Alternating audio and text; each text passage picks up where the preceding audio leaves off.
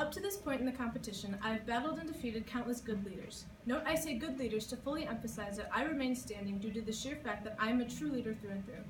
At the beginning of this competition, I stated that if this was a true test of the fiercest leaders, by the gods I should be victorious. Today I stand before you all to not only defend that statement, but secure it for myself and the empire I created, as I truly am the most worthy candidate to win this title. To Simon Bolivar. While I have not had the chance to formally meet you, I have indeed done my research and I've gathered some thoughts on your form of leadership. I will first applaud you for your daring militaristic skills and your will to free Latin America from Spain's grasp. As for the rest of your skill sets, I must say you are the type of man who believes the world would better benefit from your own ideas rather than a conglomeration of them. You eliminate or give up on your problems rather than solving them, you blatantly refuse to collaborate with various other generals to benefit your empire, and you gamble the lives of your people to get whatever it is you crave. Tell me, was it worth it to gain the popularity of your people with the idea of a unified republic, to then create a totalitarian state and cause the majority of the inhabitants of Gran Colombia to resent your leadership? Believe it or not, less people will attempt to assassinate you if you listen to them more than one voice at a time. Even some of your mistresses couldn't bear the thought of being with such a foul man. How awful of a person must you be to drive one of your own mistresses to end her own life?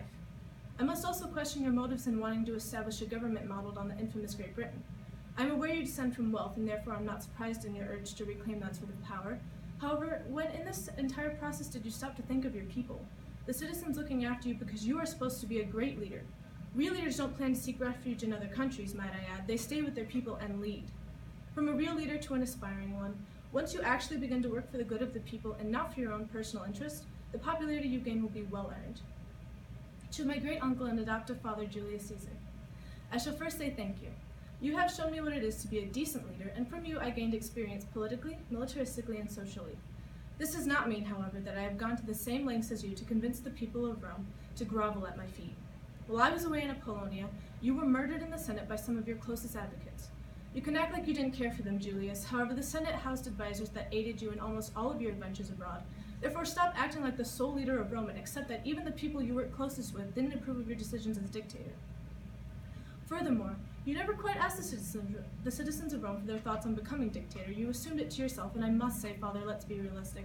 You are the reason the Roman Republic fell. You killed thousands of Romans to get what you wanted, imprisoned even more newfound Romans after stealing their homes, and executed those that wished for you to change your ways. Real leaders listen to their people and heed to their cries. Real leaders take account of their political allies' opinions and work to create a better empire. Real leaders don't assume a position next to Jupiter and Neptune as a god. You, sir, are a self-proclaimed, power-thirsty brute of a dictator. No, mortal, that carried little real concern for his people and cared more about their opinions rather than keeping Rome flourishing. Yes, you eliminated taxes and gained territories from other empires, but how does this benefit the heart of our city, or she cannot pay to protect or keep her people alive? I've never met a ruler that died young at the hands of his so-called supporters, only those that were never meant to have power. It is truly no wonder that you were killed after the amount of lives you sacrificed to gain popularity for yourself. My advice to you then, dear father, would be to stop thinking as an insecure, attention-seeking teenage boy who has just donned his first toga, and start thinking like a Roman leader, one fit to be the face of an empire, not a salad. To the people whose judgment ultimately rules the outcome of this tournament, this is not a popularity contest, as these two men have made it out to be. This is supposed to be a competition between the greatest leaders of all time. Now, a long time ago, a friend of my father told me that I owe everything to my name, therefore meaning I have earned nothing for myself. To that man, and to you all, I say I have earned everything, and more than any leader before or after me, and I did so with the formality and dignity of a true leader. I established peace and prosperity in my empire that lasted for 200 years after my reign ended. I established alliances with all of my territories, and I listened to my people's wishes. Under these two great leaders, war and death walked hand in hand to wreak havoc.